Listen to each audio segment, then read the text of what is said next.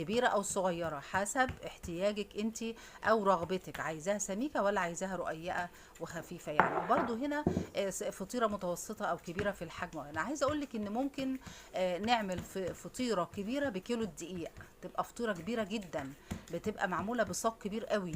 وممكن زي ما انا عملت كده نص كيلو الدقيق عمل لنا الصينيتين اللي انت شايفاهم الصغيرين دول. تمام.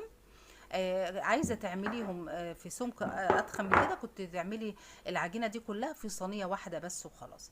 بعد ما دخلته، انا مش بدخله الفرن بقى بصراحه، انا بحطه على النار وبهدي النار، شعله البوتاجاز، وببدا اضير الصينيه كل شويه يمين شمال شمال يمين في النص والطرف ده وجيب، يعني احرك الصينيه كده ايه واسوي واحده واحده. بس للاسف ما انتبهتش خالص ان الكاميرا مش شغاله اثناء ما كنت بسويها على النار عشان اوريكي طريقه التسويه. بعد ما ببدا هنا اسويها كويس او من الجهه اقلبها على الجهه التانية وبرده على نار هاديه لحد